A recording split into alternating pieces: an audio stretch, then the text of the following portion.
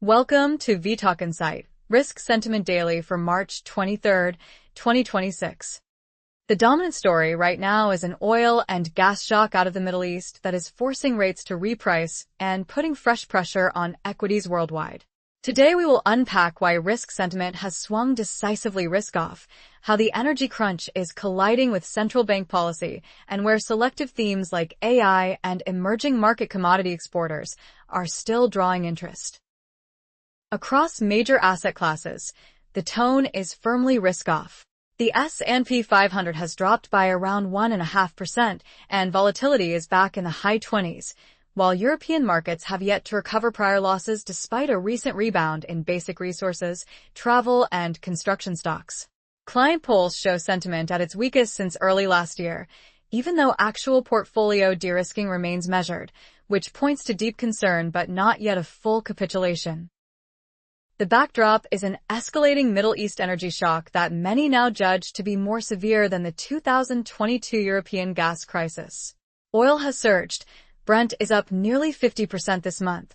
Natural gas prices are spiking, and a combination of refinery shutdowns, pipeline damage, and shipping disruptions is tightening both crude and refined product markets. This is feeding directly into inflation fears, squeezing rate-sensitive assets, and raising the odds of weaker growth or outright stagflation, particularly in Europe and parts of Asia. Yet, as we have seen over the past several sessions, this is not a uniform liquidation. U.S. equities still enjoy a relative preference over global peers, helped by structural advantages and strong technology and AI earnings, and there is renewed interest in AI-linked names even as broader indices wobble. Emerging market commodity exporters, especially in Latin America and local bond markets in countries such as Brazil, South Africa, and the Czech Republic, are seen as pockets of value after recent rate repricing. The result is a regime that remains decisively risk-off at the headline level, but with ongoing, highly selective risk-taking in areas that benefit from higher energy prices or structural growth themes. The Middle East energy shock and supply loss is the central bearish driver for global risk sentiment. Attacks on key oil and gas infrastructure have removed meaningful capacity from the system. A major strike on Qatar has cut around 17% of its LNG output for up to 5 years, eliminating roughly 3 to 4% of global LNG supply. At the same time, refinery shutdowns and production halts across the region have taken about 2.5 million barrels per day offline, while 75% of gas processing capacity in the United Arab Emirates is reported to be affected. Logistics around the Strait of Hormuz are under intense strain. War-related disruptions have trapped vessels in the conflict zone, creating a rare situation where ships cannot easily exit, and insurance premiums for oil tankers have jumped fivefold, with cover for a $100 million vessel now costing around $5 million. Brent crude has surged nearly 50% this month. The spread versus West Texas Intermediate recently blew out toward $20 before narrowing, and natural gas benchmarks are flashing severe tightness, with spot prices in Europe trading above winter contracts. This is no longer just a commodity story, it is a macro and trade story. Expectations for a global LNG glut have flipped into a structural deficit narrative, with analysts now warning that elevated energy prices could persist for years and complicate central banks' efforts to control inflation, especially in Europe. Global merchandise trade growth for 2026 is projected to slow to about 1.4%, from a previous 1.9%, if the conflict and supply constraints persist, while services trade in transportation and tourism is expected to lose close to 1% of growth given the Middle East's role as a travel and logistics hub. There have been intermittent signs of relief. Statements from U.S. and Israeli leaders pledging to halt further strikes on Iranian energy sites have at times pushed oil prices lower, and Israel's decision to pause attacks on energy infrastructure has reduced the immediate risk of a worst-case escalation. Demand destruction is also emerging in Asia, where early signs of weaker oil consumption are appearing, which could eventually cap prices if it deepens. However, the physical damage to infrastructure, the long lead times for repairs, and Iran's ongoing use of energy disruption as a strategic tool all argue that investors still face a higher-for-longer energy price environment, keeping this driver firmly skewed to the downside for global risk appetite. Building on the energy shock, hawkish rate repricing and yield shock are amplifying the risk-off tone. In Europe, the European Central Bank is facing upside inflation risks that could push headline inflation above 6% in stress scenarios if the Iran conflict persists without policy action. Markets now see a credible path to multiple ECB hikes by September if energy price pressures remain elevated, even though policymakers emphasize data dependence and do not currently signal an explicit tightening bias. The Bank of England narrative has shifted even more dramatically. Within just a few weeks, pricing has moved from expecting 2 rate cuts to penciling in as many as 3 hikes, driving a 40 basis point spike in 2-year gilt yields in a single day and pushing the UK 10-year yield to its highest level since 2008. Euro area bond markets are also feeling the strain, with Italian government bond yields jumping and rising borrowing costs constraining governments' ability to cushion households and businesses from energy shocks. Higher real yields are rippling through other asset classes. Gold is on track for its worst weekly performance in 6 years, with investors questioning its safe haven role as the opportunity cost of holding non-yielding assets rises and demand destruction weighs on metals more broadly. There is some offset from the United States, where expectations still point to at least 1 rate cut before the November elections, and U.S. real yields already look attractive versus global peers, suggesting further bond selling may be more concentrated outside America. Even so, the global picture is one of tighter financial conditions, higher discount rates, and increased volatility, all of which pressure equity valuations and risk premia. Stagflation risks in Europe and trade form the third major bearish driver. Energy-driven price shocks have already prompted a downgrade of European growth forecasts by roughly 0.5 percentage point, with headline inflation now expected to drift back toward 3% in the baseline. Policymakers warn that if the energy conflict and supply disruption persist, inflation could overshoot substantially, while the risk of recession, particularly for vulnerable economies such as Cyprus, would rise materially. The spillovers are visible in equity sectors and trade data. European airline stocks are under pressure as higher jet fuel costs squeeze already thin margins, and executives flag the need to pass on costs to consumers.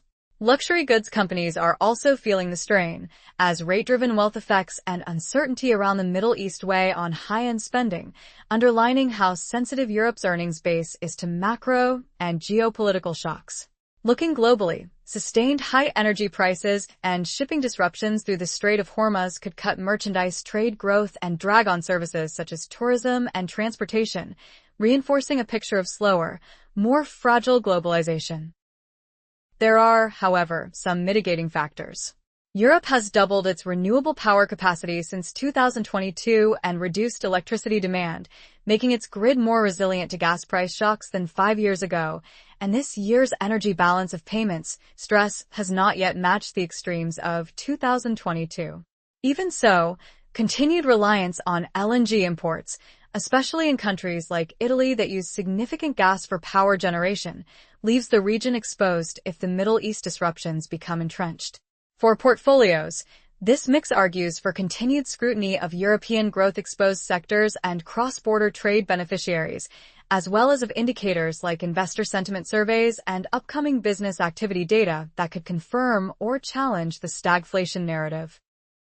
On the bullish side, AI and data-driven growth optimism is one of the key forces preventing a deeper risk-off capitulation. There is renewed interest in technology and AI sectors, with investors refocusing on strong earnings fundamentals and away from macro noise, and U.S. equities continue to be viewed more favorably than global peers thanks in part to their leadership in these areas. AI-driven capital expenditure has become a significant driver of global trade, with estimates suggesting that up to 90% of AI investment is spent on imported goods and services, tying the theme directly to global manufacturing and logistics. Beyond core chips and cloud infrastructure, a broader ecosystem of AI and behavioral prediction technologies is gaining traction. Large consulting, Pharmaceutical and consumer brands are adopting advanced behavioral simulation tools that can forecast customer responses more accurately than traditional surveys, transforming how companies approach marketing, pricing, and product launches. In finance, stablecoin transaction volumes have reached around $12.5 trillion, with expectations for further growth as AI-powered autonomous agents demand instant, global settlement rails, reinforcing the digitalization of money and payments. These structural trends provide a powerful counterweight to cyclical macro headwinds. They help explain why, even in a volatile environment, investors are still willing to hold or add exposure to select growth franchises tied to AI, data, and automation, seeing them as drivers of long-term earnings and productivity. That said, the energy shock is not benign for this theme. AI infrastructure is highly energy-intensive, and persistently high power costs could influence where data centers and compute investment are located, or slow the pace of deployment in some regions. For now, though, the balance of evidence still points to AI as a major, multi-year growth engine supporting risk appetite in specific segments of equities and private markets. Another important bullish counterweight is the resilience of emerging markets and commodity exporters. Countries with strong oil and gold exposure are expected to weather the current shocks better than more import-dependent peers, and investor flows are increasingly looking to diversify away from developed markets into these regions. Brazil stands out, with local bonds and the currency seen as particularly attractive thanks to the country's status as a major oil exporter and relatively favorable geopolitical positioning. More broadly, local bond markets in a set of emerging economies are starting to offer value after recent rate repricing. Longer-dated bonds in Brazil, South Africa, and the Czech Republic are cited as examples where yields now compensate better for inflation and risk, especially against a backdrop where U.S. real yields have already adjusted. Commodity importing emerging markets with large reserve buffers, such as Turkey with its significant gold holdings, have also shown resilience to recent shocks, underlining the importance of external balance sheets and policy credibility. This resilience is not uniform, and differentiation is critical.